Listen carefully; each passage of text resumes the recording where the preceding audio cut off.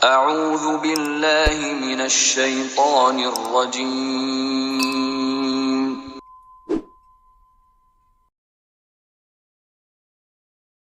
بسم اللہ الرحمن الرحیم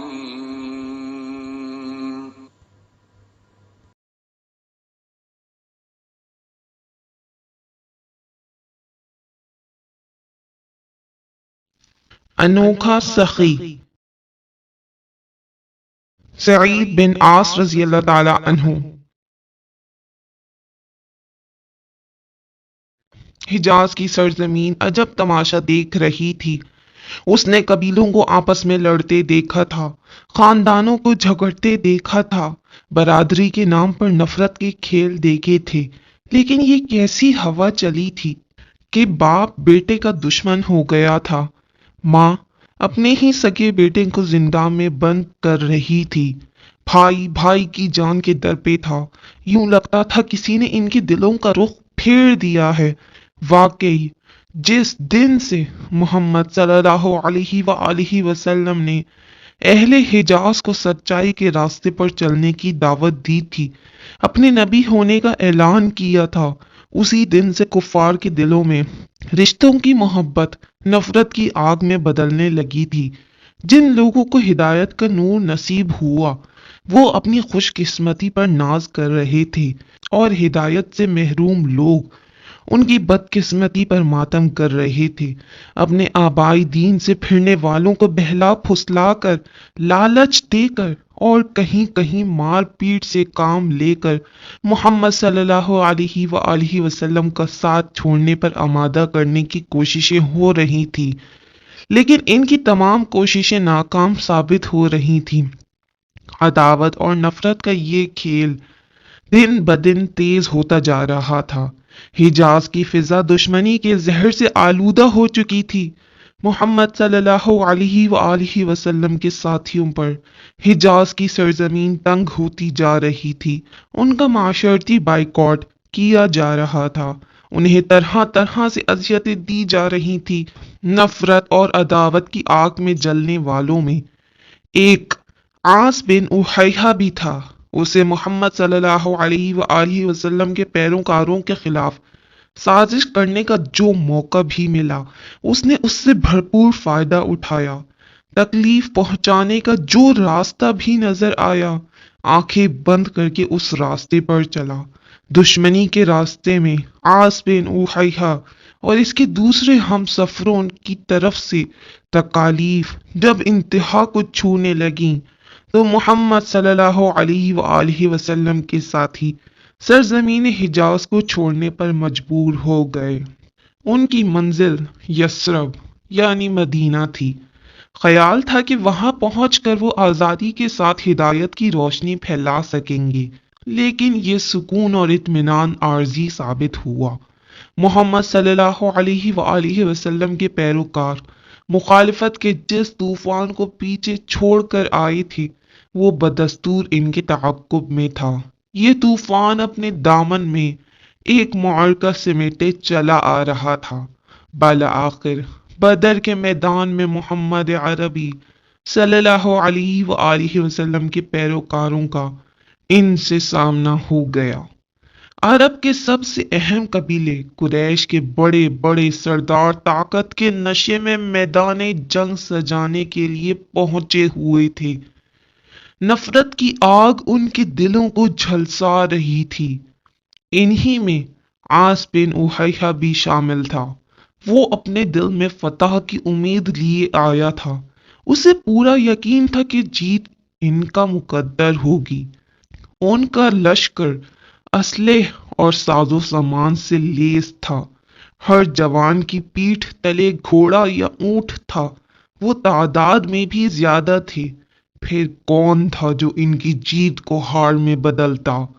کیا محمد صلی اللہ علیہ وآلہ وسلم کے پیروکار، جن کے پاس لڑنے کے لیے اسلحہ تک نہ تھا، چند تلواروں کے زور پر وہ کر بھی کیا سکتے تھے؟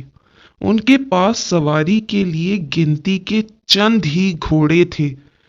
عاص بن احیہ تصور بھی نہیں کر سکتا تھا کہ بے سازو سامان گنتی کے چند لوگ انہیں کوئی نقصان پہنچا سکتے ہیں، لیکن وہ اس حقیقت سے ناآشنا تھا کہ محمد صلی اللہ علیہ وآلہ وسلم کے جانثار سچائی اور حق کے لیے لڑ رہے ہیں، جبکہ وہ اور اس کے حواری جھوٹ اور باطل کی فتح کے لیے آئے ہیں۔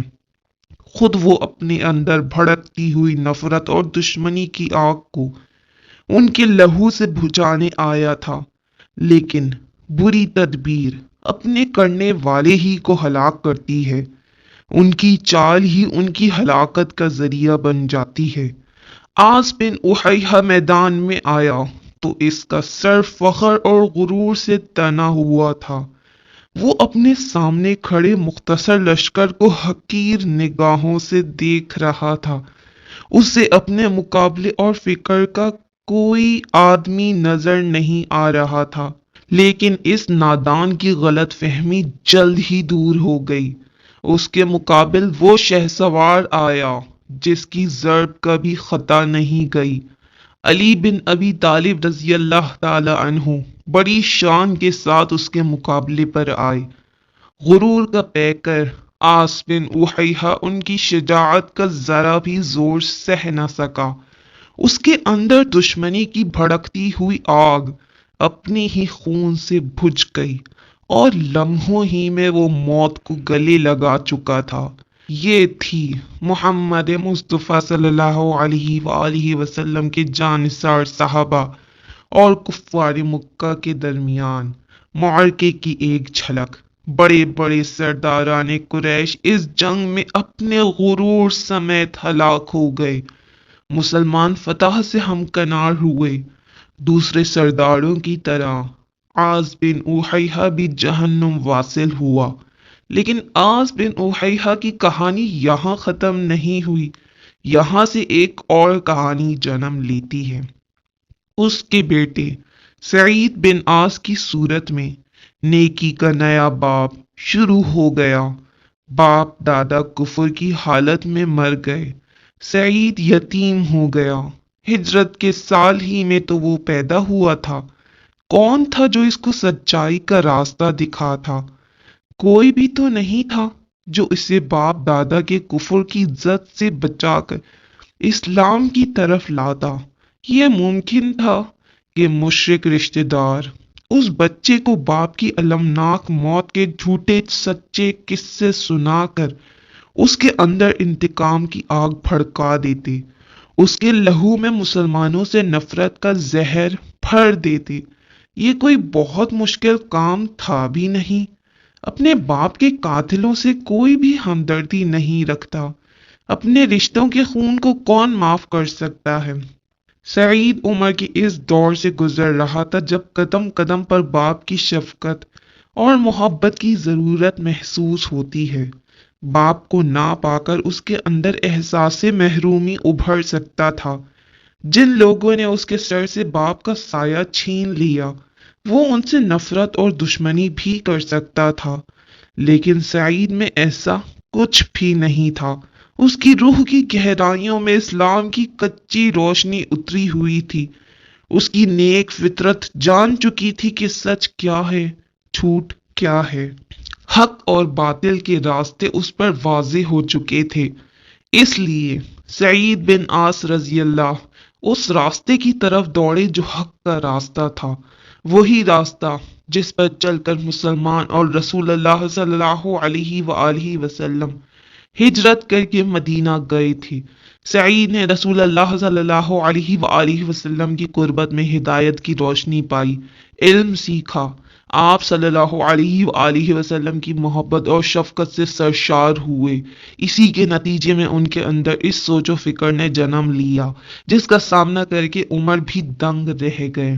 وہ ایک دن سعید بن عاص رضی اللہ سے فرمانے لگے، سعید، میں نے تمہارے باپ کو قتل نہیں کیا، بلکہ میں نے تو اپنے ماموں عاص بن ہشام کو قتل کیا تھا، اور مجھے ایک مشرک کے قتل پر معذرت کی ضرورت نہیں۔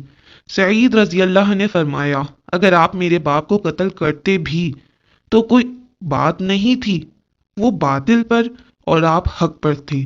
سیدنا عمر رضی اللہ کو ان کی اس بات پر بڑا تعجب ہوا، فرمانے لگے قریش دور اندیشی میں سب لوگوں سے افضل ہے۔ سعید بن عاص رضی اللہ کی بات حیرت انگیز تو تھی، لیکن یہ سب ایمان کا کمال تھا۔ جو ایک دفعہ سچے دل سے ایمان لے آتا، مسلمان ہو جاتا، پھر دین کے راستے میں جان، مال، نفس اور اولاد سب حقیر ہو کر رہ جاتے۔ حضرت عبداللہ بن عمر رضی اللہ ان کے حوالے سے ایک واقعہ بیان کرتے ہوئے کہتے ہیں کہ ایک دن ایک عورت رسول اللہ صلی اللہ علیہ وآلہ وسلم کے پاس آئی اور کہنے لگی، میں نے نیت کی ہے کہ یہ چادر عرب کے معزز آدمی کو دوں۔ آپ صلی اللہ علیہ وآلہ وسلم نے فرمایا، یہ اس بچے کو دے دو۔ اشارہ سعید بن عاص رضی اللہ کی طرف تھا، جو قریب ہی کھڑے تھے، اس لیے یہ کپڑے سعادت مندی والے کپڑوں کے نام سے مشہور ہوئے۔ اس وقت سعید رضی اللہ کی عمر بمشکل 10 سال تھی۔ ان کا نبی اکرم صلی اللہ علیہ وآلہ وسلم سے قرب یہ ظاہر کرتا ہے کہ وہ ہر وقت اس کوشش میں رہتے تھے کہ محفل میں ہمیشہ رسول اللہ صلی اللہ علیہ وآلہ وسلم کے قریب ہو کر بیٹھیں اور ہر وقت آپ صلی اللہ علیہ وآلہ وسلم کی خدمت میں حاضر رہیں۔ یہی وجہ تھی کہ اس عورت کے آنے پر سعید دربار رسالت میں موجود تھے اور وہاں ہر وقت موجود رہنا ان کی گھٹی میں شامل ہو چکا تھا۔ اسی قرب کی بنا پر آپ صلی اللہ علیہ وآلہ وسلم کی سعید کی ایک ایک چیز، ان کی ہر بات کو نظر میں رکھتے تھے۔ ان کی عادات اور ان کی حرکات و سکنات کے مشاہدے ہی سے آپ صلی اللہ علیہ وآلہ وسلم نے یہ فرمان ارشاد فرمایا، اس بچے کو عظیم شان نصیب ہوگی۔ سعید بن عاص رضی اللہ کو اللہ تعالیٰ نے بڑی جرات اور دلیری عطا کی تھی۔ آپ کے اندر بصیرت بھی تھی اور قائدانہ صلاحیتیں بھی۔ رسول اللہ صلی اللہ علیہ وآلہ وسلم کی وفات کے بعد سیدنا ابو بکر رضی اللہ خلیفہ بنے۔ انہیں خلافت کی ابتدا ہی میں بے انتہا مشکلات کا سامنا کرنا پڑا۔ بہت سے قبائل مرتد ہو گئے، یعنی اسلام سے پھر گئے، اور انہوں نے اسلامی حکومت کے خلاف بغاوت کا اعلان کر دیا۔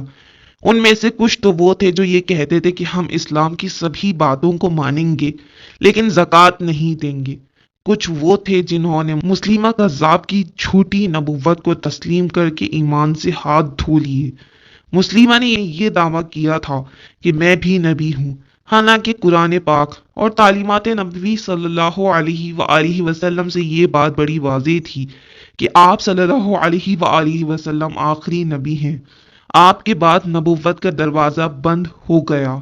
آپ صلی اللہ علیہ وآلہ وسلم خاتم النبیین ہیں۔ سیدنا ابو بکر رضی اللہ نے ان سب قبائل سے جنگ کر کے انہیں دوبارہ اسلامی حکومت کا مطیع بنانے کا فیصلہ کر لیا۔ اس مقصد کے لیے 11 لشکر ترتیب دے کر ان کے 11 قائد مقرر کیے گئے۔ انہی میں سے ایک قائد سعید بن عاص رضی اللہ بھی تھے۔ آپ کی کم عمری کے باوجود سیدنا ابو بکر رضی اللہ نے اپنے تجربے سے بھانپ لیا تھا کہ ان میں ایک تجربہ کار قائد کی تمام خوبیاں پائی جاتی ہیں۔ سعید رضی اللہ کی ثابت قدمی، شجاعت اور معاملہ فہمی بھی آپ کی نظروں میں تھی۔ اس وقت لشکر میں ان سے زیادہ تجربے کار اور عمر رسیدہ صحابہ بھی موجود تھے، لیکن ابو بکر صدیق رضی اللہ نے اللہ کی دی ہوئی ذہانت سے ان کی صلاحیتوں کو پہچان لیا تھا، جس کی صلاحیتوں پر رسول پاک صلی اللہ علیہ وآلہ وسلم اعتماد فرماتے تھے۔ سعید رضی اللہ بھی اس پر فوراً اعتماد کر لیتے تھے۔ سیدنا ابو بکر صدیق رضی اللہ نے انہیں ہمکتان کی طرف پیش قدمی کا حکم دیا۔ یہ علاقہ شام کی طرف تھا۔ سعید رضی اللہ نے اپنے انتخاب کو درست ثابت کیا۔ انہوں نے بہترین طریقے سے لشکر کی قیادت کی اور دشمنوں کو عبرتناک شکست سے دوچار کیا اور ان لوگوں کو اللہ کے دین کی طرف لوٹنے اور خلیفہ وقت کی اطاعت تسلیم کرنے پر آمادہ کر لیا۔ انہوں نے فتح مکمل کی۔ انہی دنوں معاویہ شام کے گورنر مقرر ہوئے۔ سعید رضی اللہ نے بھی وہیں رہائش اختیار کر لی اور معاویہ رضی اللہ کے پاس ہی ٹھہر گئے۔ سیدنا عمر رضی اللہ اپنے دور حکومت میں ان لوگوں کے بارے میں پوچھتے رہتے تھے جنہیں رسول پاک صلی اللہ علیہ وآلہ وسلم کی صحبت میں رہنے کا شرف حاصل ہوا تھا۔ قریشیوں کے بارے میں تو خاص طور پر جاننے کی آرزو رکھتے تھے۔ آپ کو سعید رضی اللہ کے بارے میں بتایا گیا کہ وہ آج کل شام میں معاویہ رضی اللہ کے پاس ٹھہرے ہوئے ہیں اور وہ ان کا بھرپور خیال رکھ رہے ہیں، ان کے ساتھ بہت حسن سلوک سے پیش آتے ہیں۔ سعید رضی اللہ کے مقام و مرتبے سے سیدنا عمر رضی اللہ اچھی طرح آگاہ تھے۔ ان کے دل میں خواہش پیدا ہوئی کہ ان جیسے عظیم صحابی کو ان کے پاس ہونا چاہیے۔ یہ سوچ کر انہوں نے معاویہ رضی اللہ کو پیغام بھیجا، سعید کو میرے پاس بھیج دو۔ معاویہ رضی اللہ نے سیدنا عمر فاروق رضی اللہ کی خواہش کے احترام میں سعید رضی اللہ کو بڑی عزت و احترام کے ساتھ مدینے بھیج دیا۔ حضرت عمر رضی اللہ نے آپ کا شایان شان استقبال کیا، جس طرح ایک شہسوار جنگجو اور عظیم صحابی کا ہونا چاہیے تھا، اور ان سے کہا، بھتیجے، مجھے پتا چلا ہے کہ تم ایک آزمائش اور اصلاح ہو، اس میں اضافہ کرو، اللہ تمہیں خیر میں زیادہ کر دے۔ غالباً سیدنا عمر رضی اللہ کے اس جملے سے مراد یہ تھی کہ سعید رضی اللہ غلط راہ پر چلنے والوں اور بھٹکنے والوں کے خلاف سختی سے کام لیتے ہیں، تنقید و اصلاح کا پہلو کبھی فراموش نہیں کرتے تھے۔ سعید بن عاص رضی اللہ جہاں اور خوبیوں میں یکتا تھے، وہاں ایک خوبی ایسی بھی تھی جو ان کی ذات کی پہچان کا ایک ذریعہ بن گئی۔ وہ خوبی ان کی شخصیت کا لازمی عنصر قرار پائی۔ رسول اللہ صلی اللہ علیہ وآلہ وسلم نے بچپن ہی میں آپ کی اس خوبی کی بنا پر آپ کو مستقبل کا معزز آدمی قرار دیا تھا۔ یہ خوبی تھی آپ کی۔